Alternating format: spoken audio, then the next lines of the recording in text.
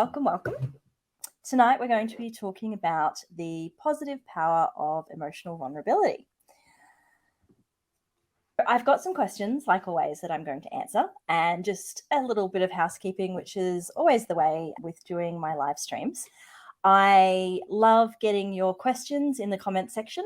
You can either pop your name on the end so that I can see who it is that's asked the question. You can ask it anonymously if you want to, or I think there's like a little link there for StreamYard where you can set it up so it knows your name automatically.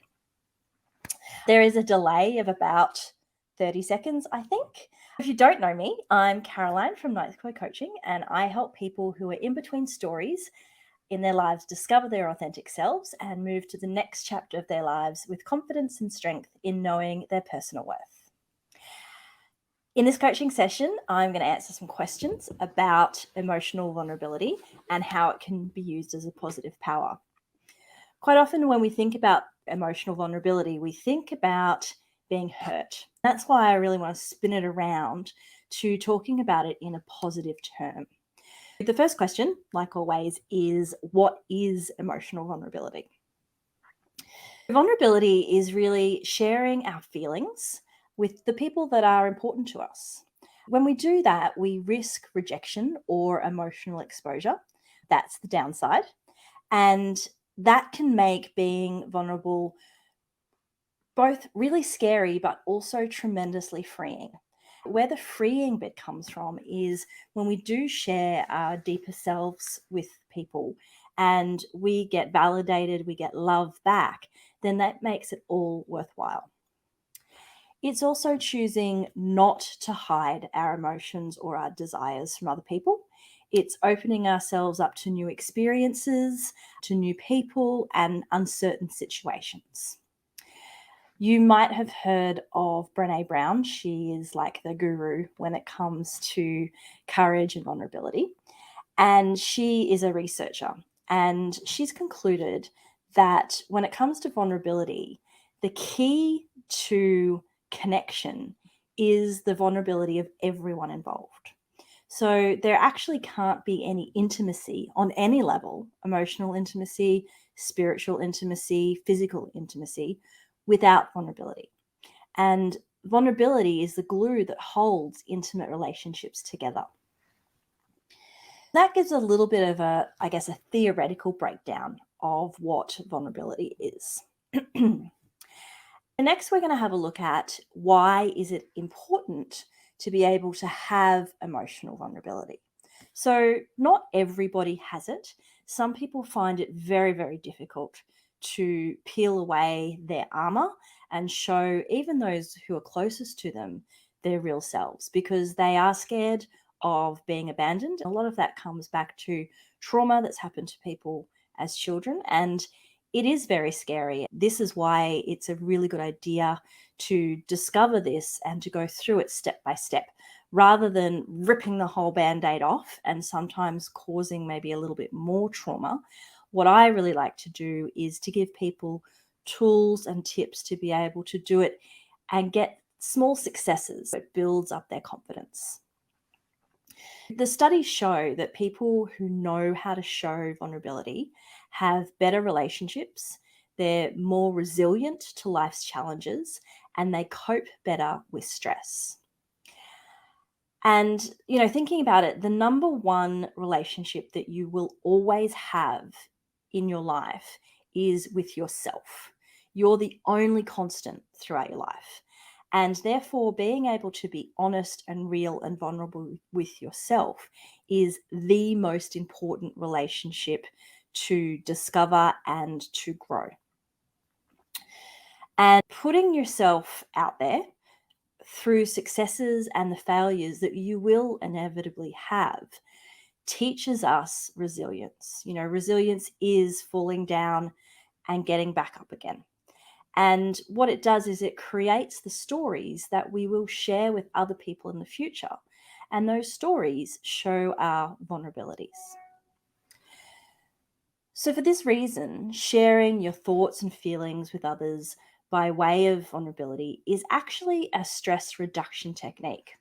The research shows that communicating your problems and sharing your feelings with someone that you trust can be profoundly healing.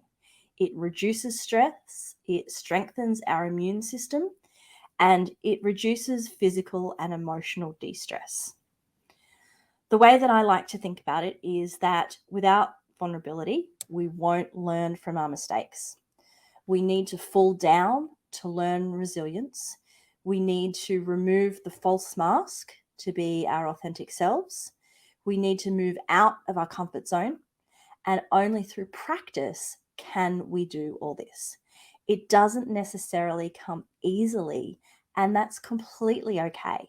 What it is about is people taking small steps in these directions until they grow their confidence and they grow their comfort.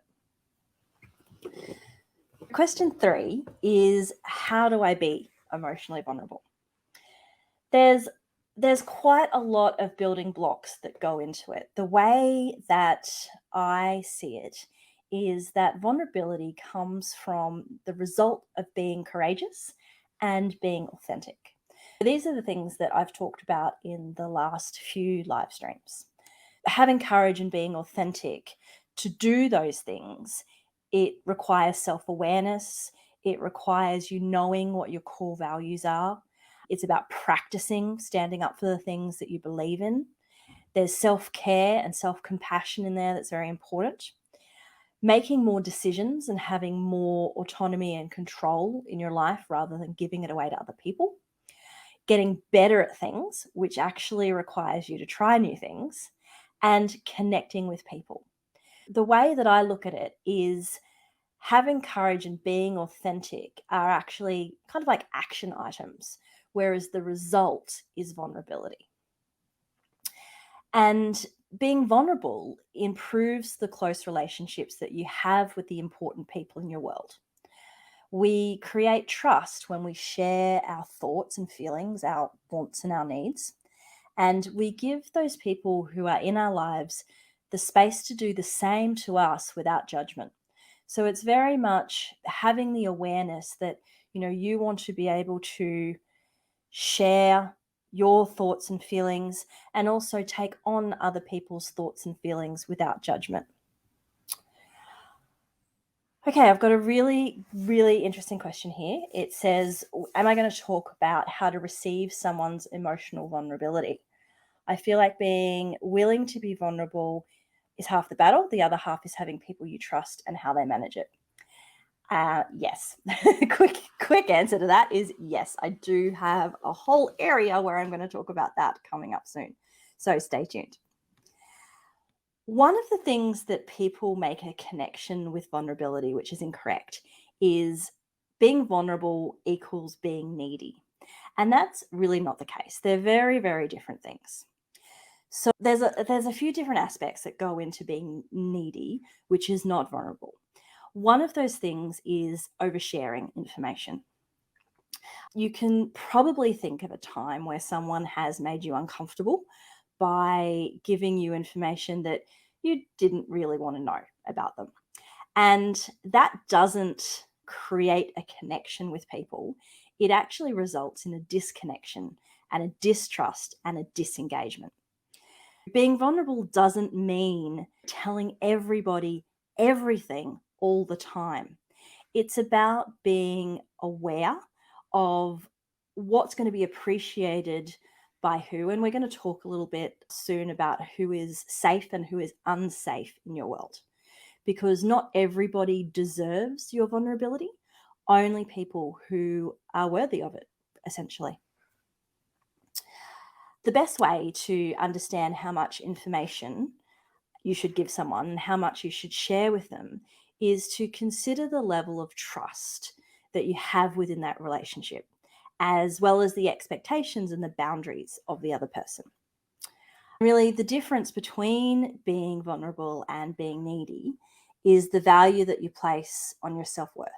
Neediness is requiring the attention or actions of another person to make you whole, whereas being vulnerable means allowing the emotional barrier between two people to come down, sharing your weaknesses and sharing your emotions, but having no expectation that someone has to do anything about the way that you feel. You own the way that you feel. The example that comes to mind for that is, someone who might text their partner a lot during the day. And it's clear from their partner's answers that it's not an ongoing conversation. It's someone who's really looking for reassurance throughout the day. So that looking for attention all the time is needy rather than vulnerable.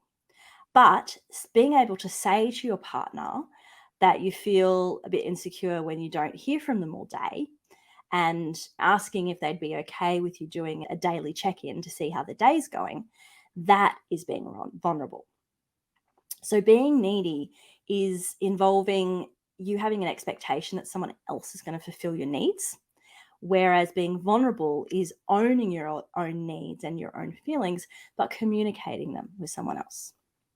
So I've got a little diagram thing that I did here about the difference between neediness and vulnerability. I'll just see if I can bring it up. I haven't done this before, so let's see that I don't get some sort of technical issue. What it is it's a bit of an infographic between being needy and being vulnerable. So I've just got some statements there that people might be familiar with. And they're statements that you've probably heard before. You may have even said them yourself. We're not all perfect. From time to time, we are a bit needy, and that's not a problem. But what we really want to do is sort of make our way with our self-awareness to be more vulnerable than we are needy. An example that I've got there is someone who says to their partner or to their friend or someone in their family, "No one cares about how I feel."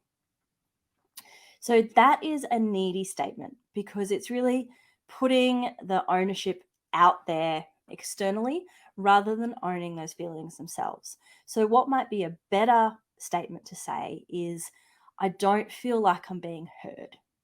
So that puts the onus back on the person to, express that they're not communicating in a way that they feel like they're being understood. Another example that I've got here is, you might have a partner who says quite often, you know, "Do you still love me?" And the vulnerable statement to sort of come with growth on that is actually saying, "I'm feeling really insecure and I'd really like some reassurance."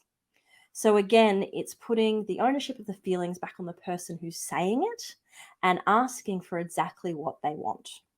So I do have a few examples there. That's just some things that I thought of this afternoon when I was looking at the difference between being needy and being vulnerable. Okay, so we were talking about how much information that you should share and exploring the level of trust. So, and we were talking about self-worth as well. So it's not a perfect science either. It's a lot about balancing between not sharing enough to create a connection and sharing too much to scare someone off. So this is why it's not a perfect science. It's something that gets practiced over time, and the more you practice it, the more you grow an intuition for what works and what doesn't. We've most of us have been in the position where someone has shared too much information with us and we end up feeling a bit uncomfortable and we don't know why they picked us to tell us, that particular bit of information. And what we don't realize as well is it probably leaves them feeling quite awkward and uneasy as well.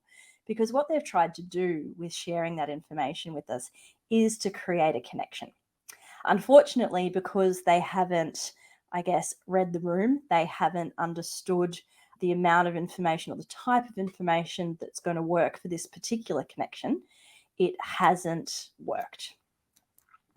So, one of the other things that I think is really important when it comes to opening up and being emotionally vulnerable is considering whether the person that you're speaking to is safe or unsafe. And I said before that your self is not for everyone. Not everyone deserves to know the true you. But you also need to be aware of the unsafe people who don't deserve your vulnerability. So, someone who is unsafe is someone who has broken your trust before, someone who has used information that you've given them as gossip, someone who doesn't respect your boundaries, and someone who is judgmental about others. On the opposite side of that, someone who is safe is someone who is able to keep a confidence, someone who might not agree with you, but doesn't cast you as being bad for having feelings or emotions, just accepts them, but not necessarily agrees with them. It's someone who respects when you're not comfortable and someone who will listen to you. And I think that's a really important part that we need to remember. I've also got, excuse me, a little diagram here that I wanted to share with you about the levels of vulnerability. And what it does is it talks about levels of vulnerability. And you can see it's there. It's got levels from 1 to level 4. And this is about talking to people who are safe and to who are unsafe. So if you don't know somebody very well, or maybe you have a history with a person and it's not great, you might start on a level 4. You know, in this particular example that I'm using here, someone's dog has died and they're feeling really upset. So for someone that's not safe, or someone you don't know well, you might start with level 4 and say, it's been a long day because my dog passed away and I'm going to miss him, which is completely reasonable. You don't need to give any further information than that. Level 3 is a bit more information. So you're looking at a little bit more disclosure there. So today I'm really tired. My dog passed away and it's been a really long and exhausting day. I'm going to try and relax and take my mind off everything. And then moving up, level 2, where there's more trust in the relationship. You might say, today I was emotionally exhausted. My dog passed away and it was such a difficult day. He was part of my family. I knew this day would come, but I didn't realize it would be this hard. I need to rest and have a day to myself. And then level 1, this is where, these would be the people that you communicate with in your inner sanctum, is, basically saying everything, your emotions, your desires, your needs. Today I felt emotionally exhausted, like I couldn't breathe. My dog's passing away reminded me of the feelings that I had when my mum left years ago. I feel embarrassed that I was triggered, but, I'm tired of feeling the things that I love who are leaving me and abandoning me, and I don't know what to do to feel better.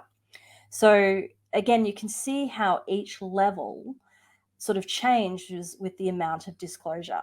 And you don't have to do this. Like, there's no rules about what you can say to people and what you can't say to people. But if you are someone who is coming from trauma or is coming from hurt, you can use this as a guideline. And you can also use it to help you create connections with people. So if you don't know someone very well, but you'd like to, you might start with a level 3 rather than a level 4 and see how that goes. It might be that you can then build the relationship up to a level 1 over time. Whereas other people are never going to be anything except for a level 4. I've got a comment here that says, it can be hard to determine if someone is safe though. Plenty of people I know might not tick all or any of those boxes. Or should I just try and get better friends? Well, there is a little bit to unpack there. I would say that if you have people in your life who aren't respecting your boundaries, who aren't trustworthy in terms of information that you give them, if they've broken your trust in the past, then yeah, it might be time to make some space in your life for people who are going to show some of these attributes.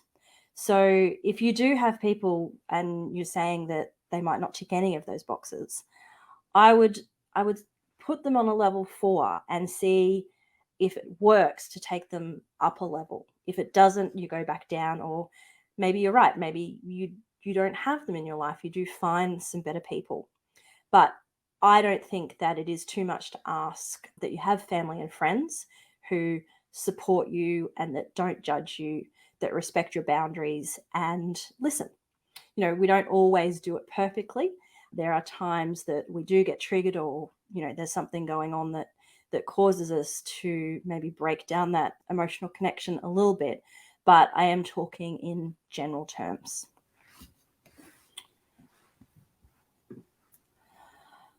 Okay, so the next question I have here is, how is it possible to have boundaries and be vulnerable at the same time?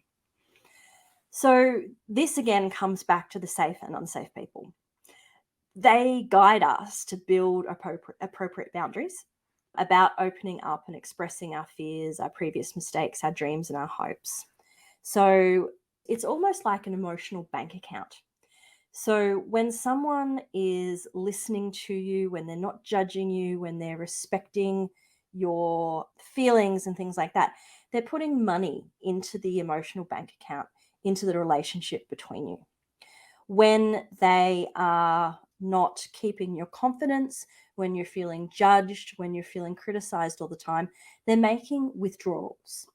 And for a connection to really last, it has to be balanced. It has to at least have some money in the account to keep it going. And that's where you decide where your boundaries are. If someone is continually taking from that account, then they're not a safe person. They're not a person there for you to open up to and give your inner self to, because they've shown you that they don't deserve that.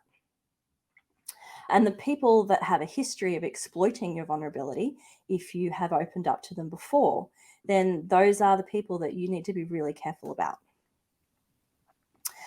And also keep in mind that boundaries aren't rules that you create to control others' behaviors towards you. They're the guidelines that you use to manage your own behavior and your own responses to protect you from harm. So to protect you from what you're not okay with. I think I've mentioned before, I have a boundary around being in a conversation with someone who is yelling at me. It is not okay for people to yell at me. And I find it really threatening, and I don't believe that it's necessary or helpful in resolving any situation at all. So if someone encroaches on that boundary, I'll let them know that I'm not going to continue the conversation if they can't lower the voice or if they can't come down. And if they can't, then I terminate the conversation. It's about my behavior. I'm the one that terminates the conversation. I'm the one that walks away. How they respond to that boundary tells me whether they're a safe or they're an unsafe person. And being positively vulnerable is much easier when you have a sense of when to be open and when not to be open to other people. So being needy, oversharing, opening up to unsafe people, and not having boundaries basically makes us a hot mess, not positively vulnerable. To flip that around, what we need to do is work on our self-reliance and consider what information that we tell to whom and have appropriate boundaries. We're ensuring that we develop the capabilities to use vulnerability as a positive force within our lives. The next question that I have, I think, goes back to the question I had earlier, is about when people are being vulnerable with you. How do you support someone who's being vulnerable with you? So there's a few ways to look at this, and I break it down into 3 parts. The first bit, again, is boundaries. So is this okay, or are you okay with talking about this particular topic? So the answer to that might be no. We know in families they can be a bit chaotic, that relationships can be strained. There's a lot of history there. So if you have a boundary where you're like, this person is really disruptive in my life and I don't want to be involved in any conversations with them, then you are allowed to say, look, I appreciate that this is something that you want to talk about, but it's something that I'm not comfortable with. I hope that you can find someone else to talk to about it. But if you are okay talking about it, then that's great. The first thing that it's important to do when someone is being vulnerable with you is giving them accurate empathy. So this is a term that I learnt through my psychology course. It's different to just your regular empathy. A lot of people mistake empathy with saying, I know exactly how you feel. The problem with that is everybody reacts to circumstances differently. Everybody has their own unique set of needs and emotions and thought patterns. So we can never fully understand how someone feels. So, accurate empathy is really listening to someone and then reflecting back what you understand that they've told you. It might be, an example might be, let's say we have two friends that are having a really hard time. They're not getting along. One friend is angry at the other for some issue. Everybody's a mess, and there's the third friend who's listening to the venting, and they've said, okay, I'm all right to talk about this. So the accurate empathy would be saying, okay, so what I'm hearing is that you've had a falling out with so and so, and you're really feeling like they haven't listened to you or they've betrayed you.